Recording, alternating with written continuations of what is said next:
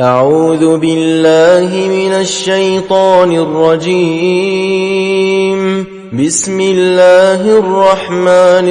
الرحيم. سيقول السفهاء من الناس ما ولاهم عن قبلتهم التي كانوا عليها قل لله المشرق والمغرب يهدي من يشاء إلى صراط مستقيم. وكذلك جعلناكم أمة وسطا لتكونوا شهداء على الناس ويكون الرسول عليكم شهيدا. وما جعلنا القبلة التي كنت عليها إلا لنعلم من يتبع الرسول ممن ينقلب على عقبيه وإن كانت لكبيرة إلا على الذين هدى الله وما كان الله ليضيع إيمانكم إن الله بالناس لرؤوف رحيم. قد نرى تقلب وجهك في السماء فلنولينك قبلة ترضاها فول وجهك شطر المسجد الحرام وحيث ما كنتم فولوا وجوهكم شطره وإن الذين أوتوا الكتاب ليعلمون أنه الحق من ربهم وما الله بغافل عما يعملون. ولئن أتيت الذين أوتوا الكتاب بكل آية ما تبعوا قبلتك وما أنت بتابع قبلتهم وما بعضهم بتابع قبلة بعض ولئن اتبعت أهواءهم من بعد ما جاءك من العلم إنك إذا لمن الظالمين. الذين آتيناهم الكتاب يعرفونه كما يعرفون أبناءهم وإن فريقا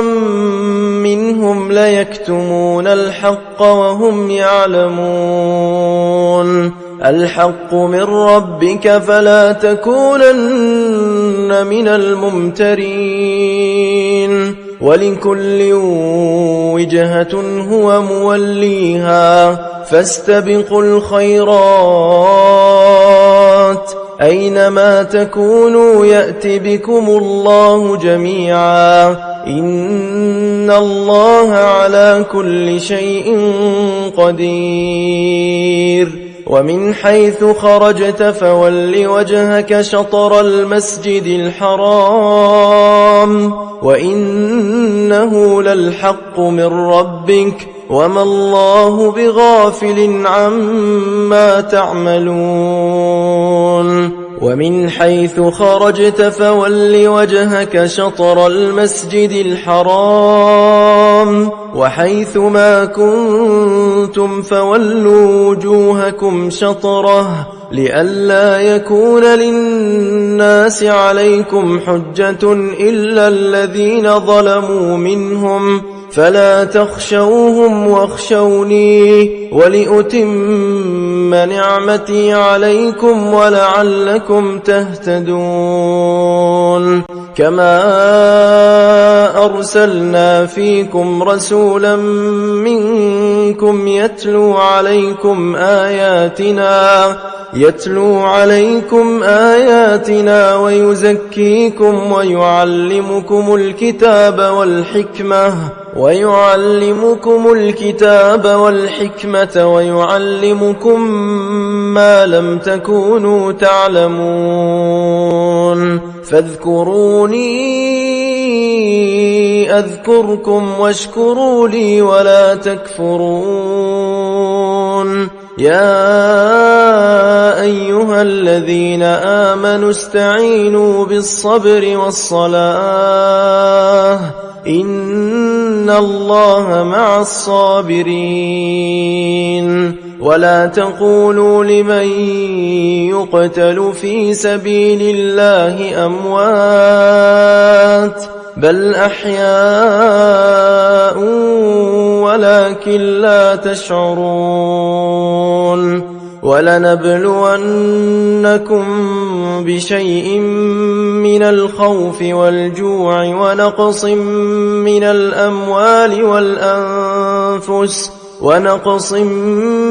الأموال والأنفس والثمرات وبشر الصابرين الذين إذا أصابتهم مصيبة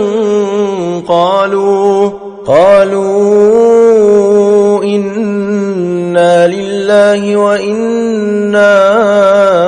إليه راجعون أولئك عليهم صلوات من ربهم ورحمة وأولئك هم المهتدون إن الصفا والمروة من شعائر الله فمن حج البيت أو اعتمر فلا جناح عليه أن يطوف بهما ومن تطوع خيرا فإن الله شاكر عليم إن الذين يكتمون ما أنزلنا من البينات والهدى من بعد ما بيناه للناس في الكتاب أولئك يلعنهم الله ويلعنهم اللاعنون إلا الذين تابوا وأصلحوا وبينوا فأولئك أتوب عليهم وأنا التواب الرحيم إن الذين كفروا وماتوا وهم كفار أولئك عليهم لعنة الله والملائكة والناس أجمعين خالدين فيها لا يخفف عنهم العذاب ولا هم ينظرون وإلهكم إله واحد لا إله إلا هو الرحمن الرحيم إن في خلق السماوات والأرض واختلاف الليل والنهار والفلك التي تجري في البحر بما ينفع الناس وما أنزل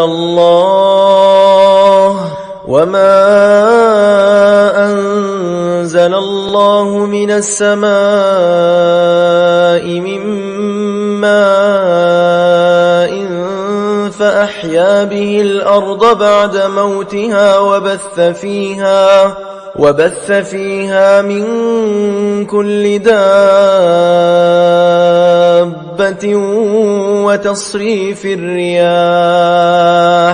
وتصريف الرياح والسحاب المسخر بين السماء والأرض لآيات لقوم يعقلون ومن الناس من يتخذ من دون الله أندادا يحبونهم كحب الله والذين آمنوا أشد حبا لله. ولو يرى الذين ظلموا إذ يرون العذاب أن القوة لله جميعا وأن الله شديد العذاب. إذ تبرأ الذين اتبعوا من الذين اتبعوا ورأوا العذاب وتقطعت بهم الأسباب. وقال الذين اتبعوا لو أن لنا كرة فنتبرأ منهم كما تبرأوا منا كذلك يريهم الله أعمالهم حسرات عليهم وما هم بخارجين من النار. يا أيها الناس كلوا مما في الأرض حلالا طيبا ولا تتبعوا خطوات الشيطان إنه لكم عدو مبين. إنما يأمركم بالسوء والفحشاء وأن تقولوا على الله ما لا تعلمون. وإذا قيل لهم اتبعوا ما أنزل الله قالوا بل نتبع ما ألفينا عليه آباءنا أولو كان آباؤهم لا يعقلون شيئا ولا يهتدون. ومثل الذين كفروا كمثل الذي ينعق بما لا يسمع إلا دعاء ونداء صم بكم عمي فهم لا يعقلون. يا أيها الذين آمنوا كلوا من طيبات ما رزقناكم واشكروا لله إن كنتم إياه تعبدون. إنما حرم عليكم الميتة والدم ولحم الخنزير وما أهل به لغير الله فمن اضطر غير باغ ولا عاد فلا إثم عليه إن الله غفور رحيم. إن الذين يكتمون ما أنزل الله من الكتاب ويشترون به ثمنا قليلا أولئك ما يأكلون في بطونهم إلا النار ولا يكلمهم الله يوم القيامة ولا يزكيهم ولهم عذاب أليم. أولئك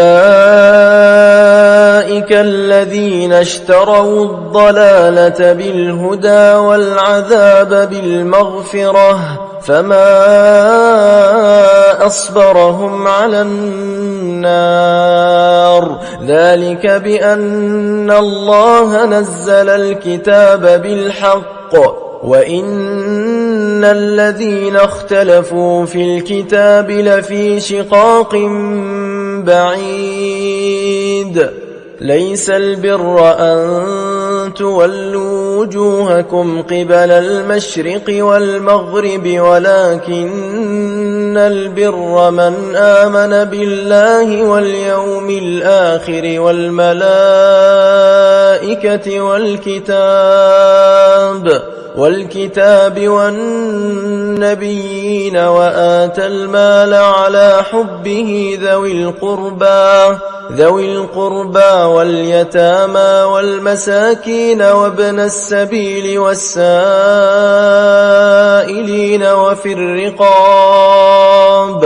وفي الرقاب وأقام الصلاة وآتى الزكاة والموفون بعهدهم إذا عاهدوا والصابرين في البأساء والضراء وحين البأس أولئك الذين صدقوا وأولئك هم المتقون يا أيها الذين آمنوا كتب عليكم القصاص في القتلى الحر بالحر والعبد بالعبد والأنثى بالأنثى فمن عفي له من أخيه شيء فاتباع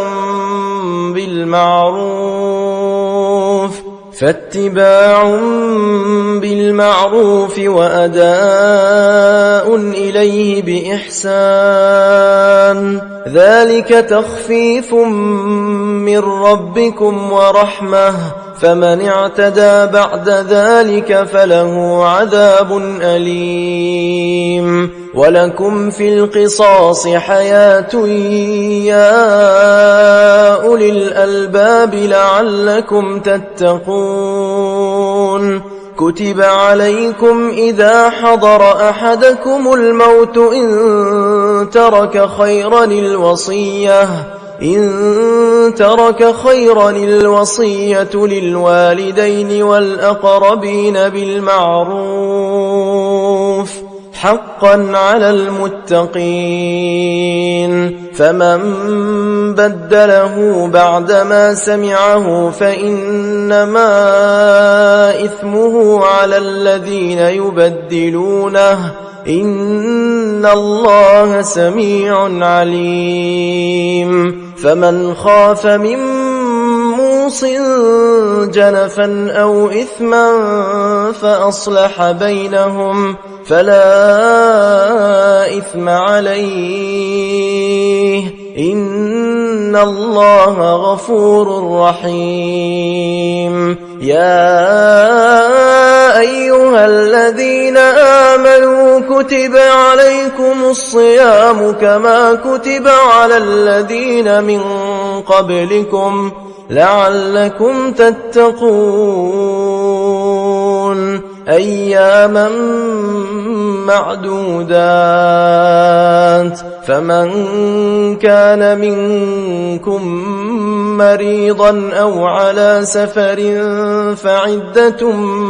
من أيام أخر وعلى الذين يطيقونه فدية طعام مسكين فمن تطوع خيرا فهو خير له وأن تصوموا خير لكم إن كنتم تعلمون شهر رمضان الذي أنزل فيه القرآن هدى للناس وبينات من الهدى والفرقان فمن شهد منكم الشهر فليصمه ومن كان مريضا أو على سفر فعدة من أيام أخر يريد الله بكم اليسر ولا يريد بكم العسر ولتكملوا العدة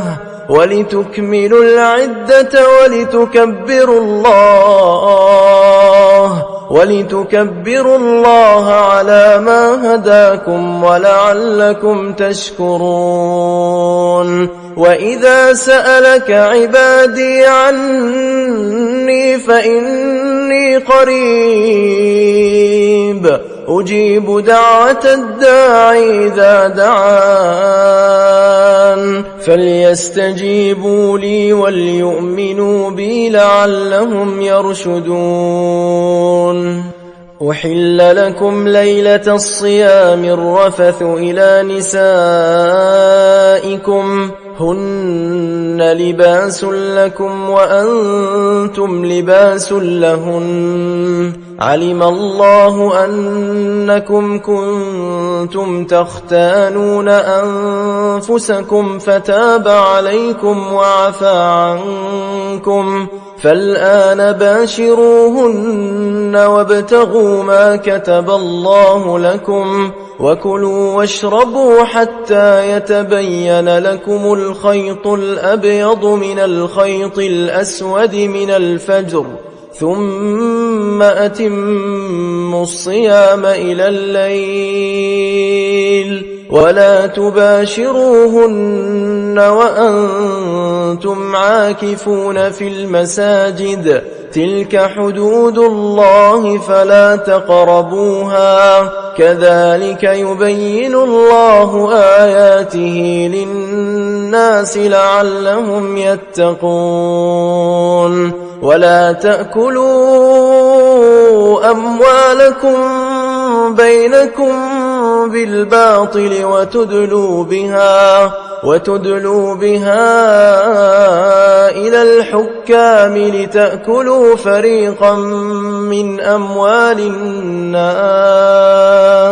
لتأكلوا فريقا من أموال الناس بالإثم وأنتم تعلمون يسألونك عن الأهلة قل هي مواقيت للناس والحج وليس البر بأن تأتوا البيوت من ظهورها ولكن البر من اتقى وأتوا البيوت من أبوابها واتقوا الله لعلكم تفلحون وقاتلوا في سبيل الله الذين يقاتلونكم ولا تعتدوا إن الله لا يحب المعتدين واقتلوهم حيث ثقفتموهم وأخرجوهم من حيث أخرجوكم والفتنة أشد من القتل ولا تقاتلوهم عند المسجد الحرام حتى يقاتلوكم فيه فإن قاتلوكم فاقتلوهم كذلك جزاء الكافرين فإن انتهوا فإن الله غفور رحيم وقاتلوهم حتى لا تكون فتنة ويكون الدين لله فإن انتهوا فلا عدوان إلا على الظالمين الشهر الحرام بالشهر الحرام والحرمات قصاص فمن اعتدى عليكم فاعتدوا عليه بمثل ما اعتدى عليكم واتقوا الله واعلموا أن الله مع المتقين وأنفقوا في سبيل الله ولا تلقوا بأيديكم إلى التهلكة وأحسنوا إن الله يحب المحسنين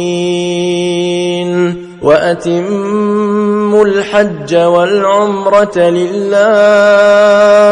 فإن أحصرتم فما استيسر من الهدي ولا تحلقوا رؤوسكم حتى يبلغ الهدي محله فمن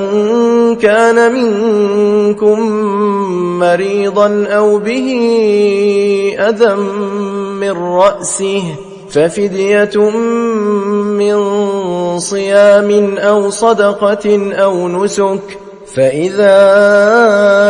أمنتم فمن تمتع بالعمرة إلى الحج فما استيسر من الهدي فمن لم يجد فصيام 3 أيام في الحج و7 إذا رجعتم تلك 10 كاملة ذلك لمن لم يكن أهله حاضر المسجد الحرام واتقوا الله واعلموا أن الله شديد العقاب. الحج أشهر معلومات، فمن فرض فيهن الحج فلا رفث ولا فسوق ولا جدال في الحج، وما تفعلوا من خير يعلمه الله، وتزودوا فإن خير الزاد التقوى، واتقون يا أولي الألباب. ليس عليكم جناح أن تبتغوا فضلا من ربكم، فإذا أفضتم من عرفات فاذكروا الله عند المشعر الحرام، واذكروه كما هداكم وإن كنتم من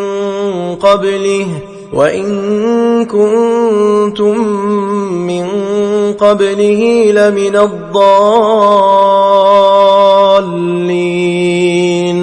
ثم أفيضوا من حيث أفاض الناس واستغفروا الله، إن الله غفور رحيم. فإذا قضيتم مناسككم فاذكروا الله كذكركم آباءكم أو أشد ذكرا. فمن الناس من يقول ربنا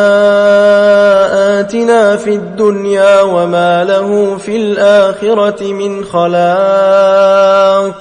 ومنهم من يقول ربنا آتنا في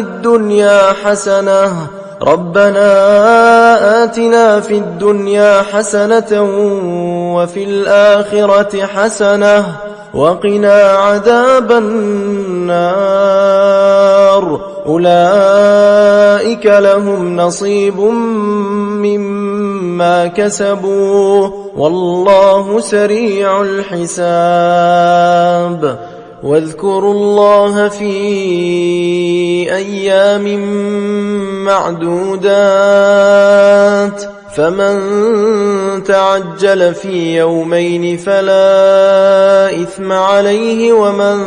تأخر فلا إثم عليه لمن اتقى. واتقوا الله واعلموا أنكم إليه تحشرون. ومن الناس من يعجبك قوله في الحياة الدنيا ويشهد الله على ما في قلبه وهو ألد الخصام. وإذا تولى سعى في الأرض ليفسد فيها ويهلك الحرث والنسل، والله لا يحب الفساد. وإذا قيل له اتق الله أخذته العزة بالإثم فحسبه جهنم ولبئس المهاد. ومن الناس من يشري نفسه ابتغاء مرضات الله والله رؤوف بالعباد. يا أيها الذين آمنوا ادخلوا في السلم كافة ولا تتبعوا خطوات الشيطان إنه لكم عدو مبين. فإن زللتم من بعد ما جاءتكم البينات فاعلموا أن الله عزيز حكيم. هل ينظرون إلا أن يأتيهم الله في ظلل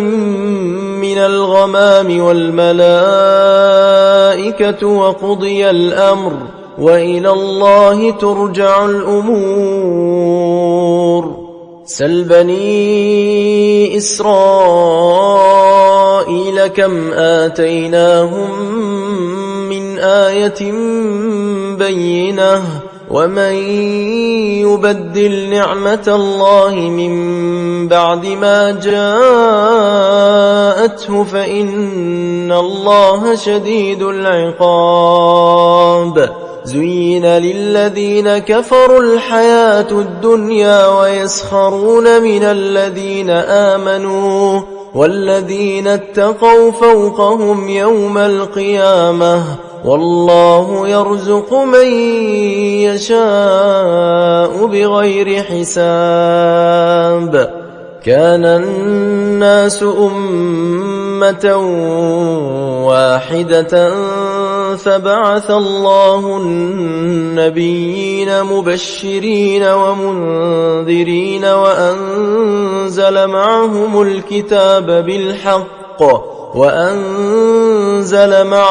الكتاب بالحق ليحكم بين الناس فيما اختلفوا فيه وما اختلف فيه إلا الذين أوتوه من بعد ما جاءتهم البينات بغيا بينهم فهدى الله الذين آمنوا لما اختلفوا فيه من الحق بإذنه والله يهدي من يشاء إلى صراط مستقيم. أم حسبتم أن تدخلوا الجنة ولما يأتكم مثل الذين خلوا من قبلكم مستهم البأساء والضراء وزلزلوا حتى يقول الرسول والذين آمنوا معه متى نصر الله ألا إن نصر الله قريب. يسألونك ماذا ينفقون قل ما أنفقتم من خير فللوالدين والأقربين واليتامى والمساكين وابن السبيل وما تفعلوا من خير فإن الله به عليم. كتب عليكم القتال وهو كره لكم وعسى أن تكرهوا شيئا وهو خير لكم وعسى أن تحبوا شيئا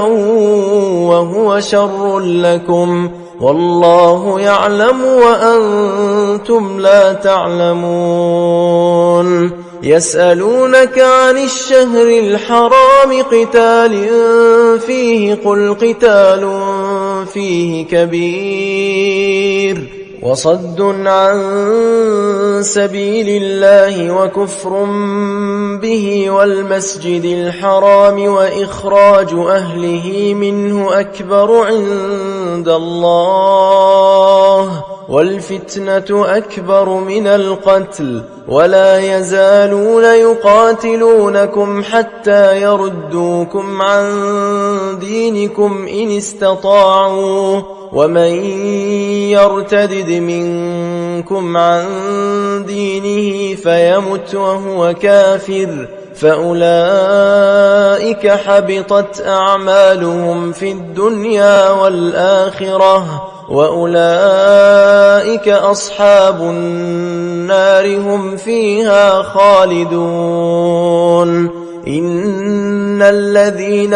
آمنوا والذين هاجروا وجاهدوا في سبيل الله أولئك يرجون رحمة الله والله غفور رحيم. يسألونك عن الخمر والميسر قل فيهما إثم كبير ومنافع للناس وإثمهما أكبر من نفعهما ويسألونك ماذا ينفقون قل العفو كذلك يبين الله لكم الآيات لعلكم تتفكرون في الدنيا والآخرة ويسألونك عن اليتامى قل إصلاح لهم خير وإن تخالطوهم فإخوانكم والله يعلم المفسد من المصلح ولو شاء الله لأعنتكم إن الله عزيز حكيم ولا تنكحوا المشركات حتى يؤمن ولأمة مؤمنة خير من مشركة ولو أعجبتكم ولا تنكحوا المشركين حتى يؤمنوا ولعبد مؤمن خير من مشرك ولو أعجبكم أولئك يدعون إلى النار والله يدعو إلى الجنة والمغفرة بإذنه ويبين آياته للناس لعلهم يتذكرون ويسألونك عن المحيض قل هو أذى فاعتزلوا النساء في المحيض ولا تقربوهن حتى يطهرن فإذا تطهرن فأتوهن من حيث أمركم الله إن الله يحب التوابين ويحب المتطهرين نساؤكم حرث لكم فأتوا حرثكم أنى شئتم وقدموا لأنفسكم واتقوا الله واعلموا أنكم ملاقوه وبشر المؤمنين ولا تجعلوا الله عرضة لأيمانكم أن تبروا وتتقوا وتصلحوا بين الناس والله سميع عليم لا يؤاخذكم الله باللغو في أيمانكم ولكن يؤاخذكم بما كسبت قلوبكم والله غفور حليم للذين يؤلون من نسائهم تربص 4 أشهر فإن فاءوا فإن الله غفور رحيم وإن عزموا الطلاق فإن الله سميع عليم والمطلقات يتربصن بأنفسهن 3 قروء ولا يحل لهن أن يكتمن ما خلق الله في أرحامهن إن كن يؤمن بالله واليوم الآخر وبعولتهن أحق بردهن في ذلك إن أرادوا إصلاحا ولهن مثل الذي عليهن بالمعروف وللرجال عليهن درجة والله عزيز حكيم الطلاق 2 فإمساكم بمعروف أو تسريح بإحسان ولا يحل لكم أن تأخذوا مما آتيتموهن منهن شيئا إلا أن يخافا ألا يقيما حدود الله، فإن خفتم ألا يقيما حدود الله فلا جناح عليهما فيما افتدت به، تلك حدود الله فلا تعتدوها، ومن يتعد حدود الله فأولئك هم الظالمون. فإن طلقها فلا تحل له من بعد حتى تنكح زوجا غيره، فإن طلقها فلا جناح عليهما أن يتراجعا إن ظنا أن يقيما حدود الله، وتلك حدود الله يبينها لقوم يعلمون. وإذا طلقتم النساء فبلغن أجلهن فأمسكوهن بمعروف أو سرحوهن بمعروف، ولا تمسكوهن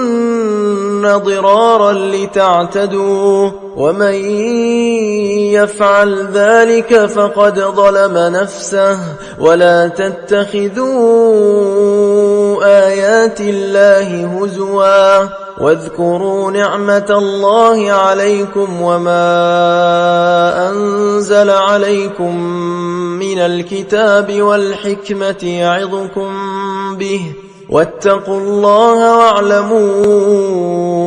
أن الله بكل شيء عليم. وإذا طلقتم النساء فبلغن أجلهن فلا تعضلوهن أن ينكحن أزواجهن إذا تراضوا بينهم بالمعروف، ذلك يوعظ به من كان منكم يؤمن بالله واليوم الآخر، ذلكم أزكى لكم وأطهر، والله يعلم وأنتم لا تعلمون. والوالدات يرضعن أولادهن حولين كاملين لمن أراد أن يتم الرضاعة، وعلى المولود له رزقهن وكسوتهن بالمعروف، لا تكلف نفس إلا وسعها، لا تضار والدة بولدها ولا مولود له بولده، وعلى الوارث مثل ذلك، فإن أرادا فصالا عن تراض منهما وتشاور فلا جناح عليهما، وإن أردتم أن تسترضعوا أولادكم فلا جناح عليكم إذا سلمتم ما آتيتم بالمعروف، واتقوا الله واعلموا أن الله بما تعملون بصير. والذين يتوفون منكم ويذرون أزواجا يتربصن بأنفسهن 4 أشهر وعشرا، فإذا بلغن أجلهن فلا جناح عليكم فيما فعلن في أنفسهن بالمعروف، والله بما تعملون خبير. ولا جناح عليكم فيما عرضتم به من خطبة النساء أو أكننتم في أنفسكم علم الله أنكم ستذكرونهن ولكن لا تواعدوهن سرا إلا أن تقولوا قولا معروفا ولا تعزموا عقدة النكاح حتى يبلغ الكتاب أجله واعلموا أن الله يعلم ما في أنفسكم فاحذروه واعلموا أن الله غفور حليم لا جناح عليكم إن طلقتم النساء ما لم تمسوهن أو تفرضوا لهن فريضة ومتعوهن على الموسع قدره وعلى المقتر قدره متاعا بالمعروف حقا على المحسنين وإن طلقتموهن من قبل أن تمسوهن وقد فرضتم لهن فريضة فنصف ما فرضتم إلا أن يعفون أو يعفو الذي بيده عقدة النكاح وأن تعفوا أقرب للتقوى ولا تنسوا الفضل بينكم إن الله بما تعملون بصير حافظوا على الصلوات والصلاة الوسطى وقوموا لله قانتين فإن خفتم فرجالا أو ركبانا فإذا أمنتم فاذكروا الله كما علمكم ما لم تكونوا تعلمون والذين يتوفون منكم ويذرون أزواجا وصية لأزواجهم متاعا إلى الحول غير إخراج فإن خرجن فلا جناح عليكم فيما فعلن في أنفسهن من معروف والله عزيز حكيم وللمطلقات متاع بالمعروف حقا على المتقين كذلك يبين الله لكم آياته لعلكم تعقلون ألم تر إلى الذين خرجوا من ديارهم وهم ألوف حذر الموت فقال لهم الله موتوا ثم أحياهم إن الله لذو فضل على الناس ولكن أكثر الناس لا يشكرون وقاتلوا في سبيل الله واعلموا أن الله سميع عليم من ذا الذي يقرض الله قرضا حسنا فيضاعفه له أضعافا كثيرة والله يقبض ويبسط وإليه ترجعون ألم تر إلى الملأ من بني إسرائيل من بعد موسى إذ قالوا لنبي له مبعث لنا ملكا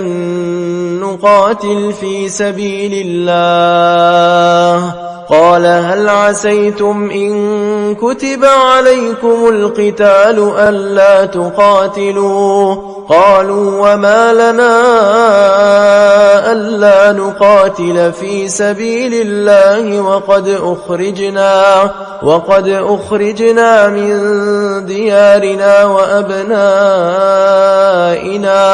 فلما كتب عليهم القتال تولوا إلا قليلا منهم والله عليم بالظالمين وقال لهم نبيهم إن الله قد بعث لكم طالوت ملكا قالوا أنى يكون له الملك علينا ونحن أحق بالملك منه ولم يؤت سعة من المال قال إن الله اصطفاه عليكم وزاده بسطة في العلم والجسم والله يؤتي ملكه من يشاء والله واسع عليم وقال لهم نبيهم إن آية ملكه أن يأتيكم التابوت فيه سكينة من ربكم وبقية